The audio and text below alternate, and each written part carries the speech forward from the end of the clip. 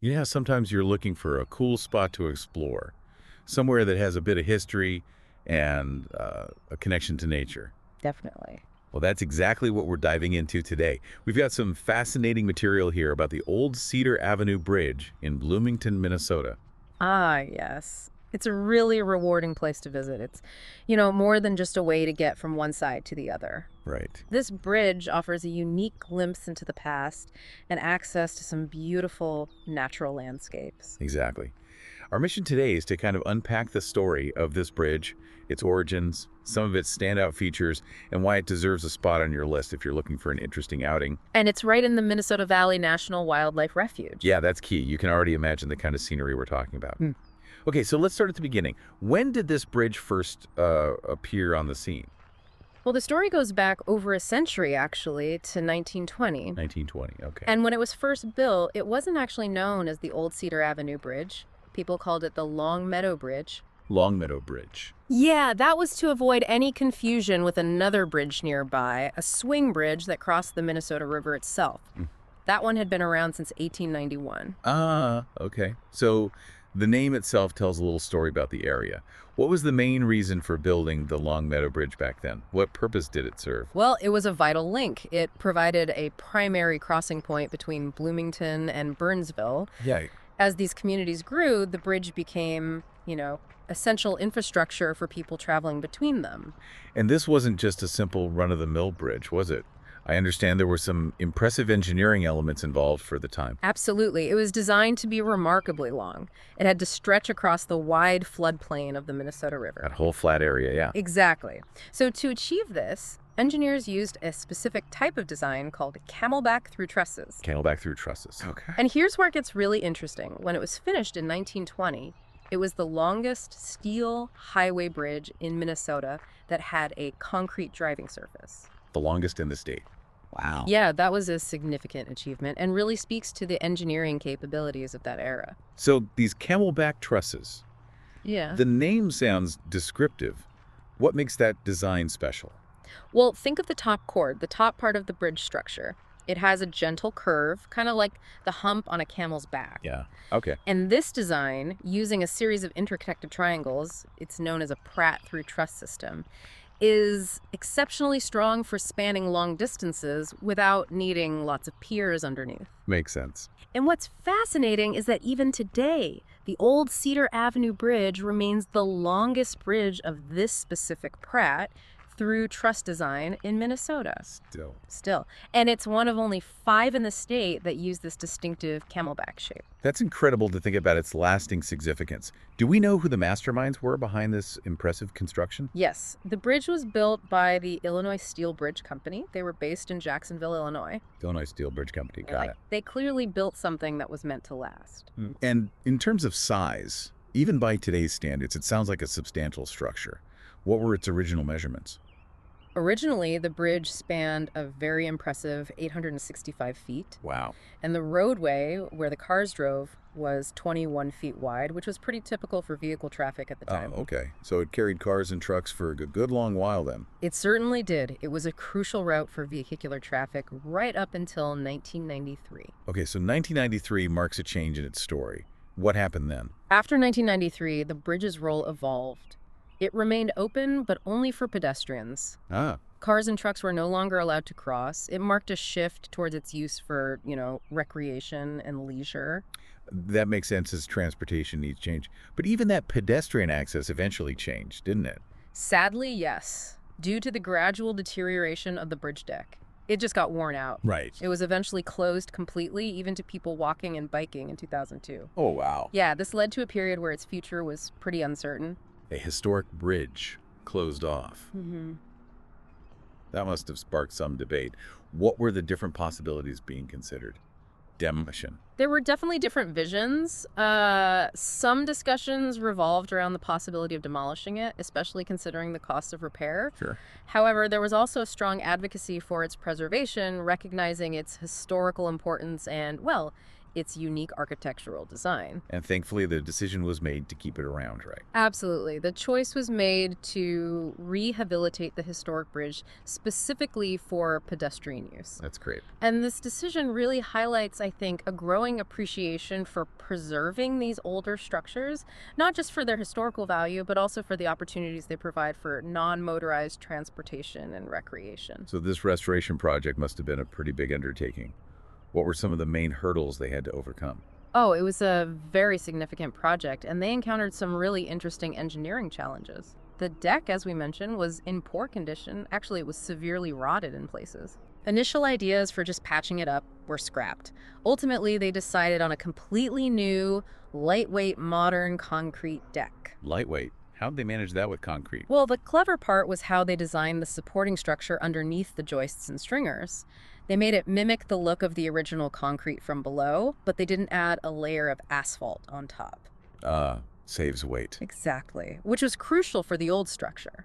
That sounds like a smart way to balance historical aesthetics with modern engineering needs. Mm. What about the steel framework itself, those big trusses? Surprisingly, the main steel trusses were generally in good shape, which is pretty amazing. Yeah. However, one of the main horizontal beams at the base, what's called a bottom chord, had to be replaced. It had rust damage from salt spray over the decades. Ah, makes sense. Also, some of the diagonal bracing, the angled supports, had been bent over the years, likely from being bumped by vehicles passing through. Oh, sure. While it wasn't really a safety risk, they decided to straighten them out, partly for public reassurance, to make it look solid. Right, aesthetics matter too. It sounds like they paid attention to even the smaller details.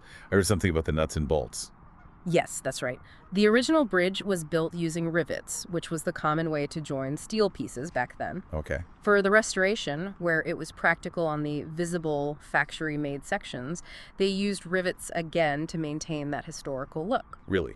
Actual rivets? Where possible, yes.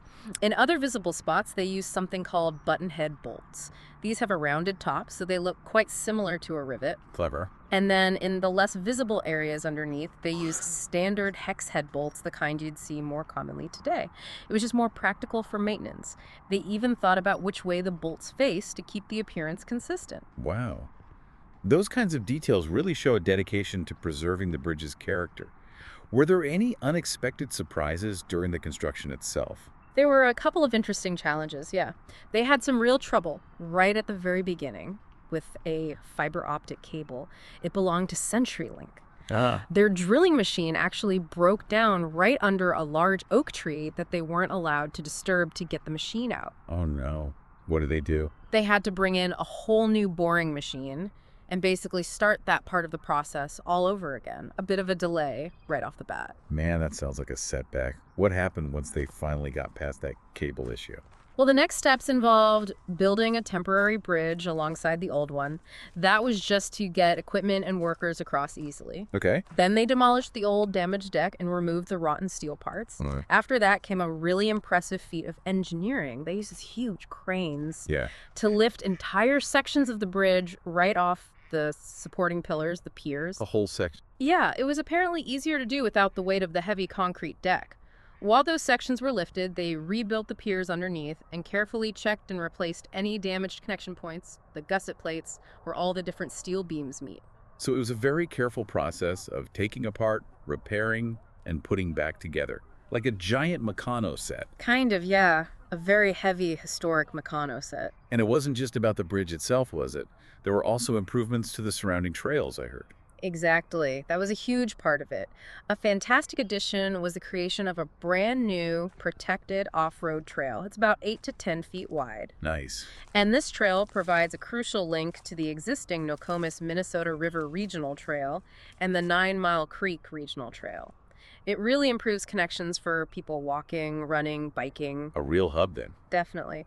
And building that connection was a complex piece of engineering in itself. They had to navigate wetlands on one side and a pretty steep hillside on the other. Tricky terrain. Very.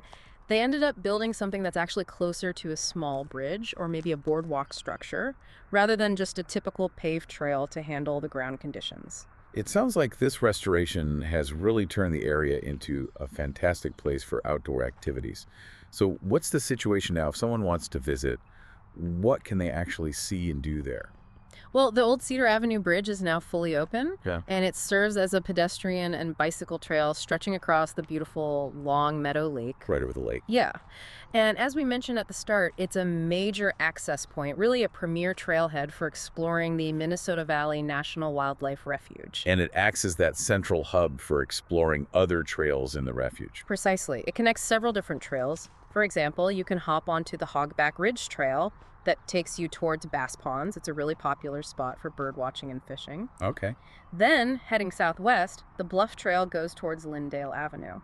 That's great for a walk, though biking isn't permitted on the very first stretch right from Old Cedar Avenue. Good to know. And by crossing the bridge itself, you can connect to the Long Meadow Lake Trail on either the west or east side. Lots of options there. And connections beyond. Yes. If you go a little past the bridge across Old Cedar Avenue and turn left, you can link up with the extensive trail system on the Burnsville side of the river. That includes the Minnesota River Greenway and even connections to trails managed by the DNR, all via the Highway 77 bridge path. That's a lot of options for exploring. And what can you actually see when you're on the bridge itself? The views. Oh, the views are really quite scenic. You get a wonderful panorama of Long Meadow Lake, which is this significant wetland area. It's especially important for ducks and other migratory birds, particularly during their fall migration. Prime birding spot then. Absolutely. And there's also a wildlife observation area with a boardwalk nearby, which gives you a chance to get a closer look at the local wildlife without disturbing them too much. And it's not just birds, is it? What other animals might you encounter in the area? Well, if you're observant, and maybe a bit lucky, you might spot fox, otters, coyotes. Even bald eagles are seen there. Cool. Turkeys are common, various types of migrating waterfowl, and the impressive sandhill cranes are also frequently seen in the refuge. It's a real haven for nature lovers. Definitely. For anyone interested in casting a line, is there fishing available nearby? Yes, there is. There's a fishing pier located about a third of a mile from the main parking lot. Okay, not far. No, you can get there by following that Hogback Ridge Trail northeast, just past the nature play area. And what can you catch? The types of fish you might catch there include sunfish, crappie, largemouth bass, smallmouth bass, northern pike, catfish, and even carp. A pretty good variety. A nature play area sounds great for families with kids. What else is there to make a visit even better? Right near the trailhead, there is indeed a nature play area. It's designed to get kids engaged with the natural environment in a fun way. That's great. And for those who enjoy reading, there's even a little free library stocked with nature-themed books right there at the trailhead. Oh, neat. Yeah. So overall, it's just a fantastic destination for a wide variety of outdoor recreational activities. Something for everyone, really. So if someone is planning a visit, what are the important practical details they need to know? Where exactly do they need to go? The main access point is the Old Cedar Avenue trailhead. The address is 9551 Old Cedar Avenue South in Bloomington, Minnesota. 55425 is the zip. Okay, 9551 Old Cedar Avenue South. Easy enough to find with GPS, I imagine. Should be, yeah. And are there any facilities like restrooms available? Yes, good question. Restrooms are available at the Old Cedar Avenue trailhead, but just during its operating hours. Good to know for planning a longer visit. What about the general hours for the refuge itself? Any time restrictions? The refuge lands are open to the public from 5 a.m. to 10 p.m. every day. 5 a.m. to 10 p.m. Right. And overnight. Yes, that's important. Watercraft of any kind, so motorized boats, canoes, kayaks, paddleboards, they are not allowed on the refuge's lakes, ponds, and streams. That includes Long Meadow Lake. No boats on the lake. Correct. However, they are permitted in the main channel of the Minnesota River itself, which is nearby. Okay, clear distinction. Lastly, is there anything visitors should keep in mind regarding conditions, like potential flooding? It is a river valley. Yeah, that's a really good point. It's always a good idea to check for any potential seasonal flooding, as that can sometimes affect the trails in the area, particularly in the spring after the snow melts. Makes sense. Where can people check? For the most up-to-date information on trail conditions and any advisories, the best resource is the Minnesota Valley National Wildlife Refuge website. Got it. The address is www.fws.gov/refuge Minnesota Valley. That's fws.gov/refuge/Minnesota_valley. Excellent. That's all really helpful information for anyone planning a trip. Yeah. So to kind of sum it up, it sounds like the Old Cedar Avenue Bridge is a really special place, Yeah. offering much more than just a way to cross a body of water. Absolutely. It's a historic landmark, beautifully restored, Nestled within this amazing natural environment, Yeah. it provides excellent connections to numerous trails, fantastic opportunities for observing wildlife, and just a wide range of recreational activities for everyone to enjoy. It truly does sound like a unique combination of history and nature. Yeah. Perfect for anyone looking to get outdoors, maybe learn something new, and just explore. It Mm. really makes you think, doesn't it? About how structures like this bridge can adapt and continue to serve completely different purposes over time. Hmm. How they connect us not only to different places, but also, like you said, to our past and the natural world around us. That's a wonderful way to put it. It really highlights the enduring value of these historical structures and how they can continue to enrich our lives in maybe unexpected ways long after their original purpose has changed. Well, that brings us to the end of our deep dive into the old Cedar Avenue Bridge. Yeah. If you decide to visit, we'd love to hear about your experiences and any interesting things you discover. Yeah, definitely share if you go. Thanks for joining us today.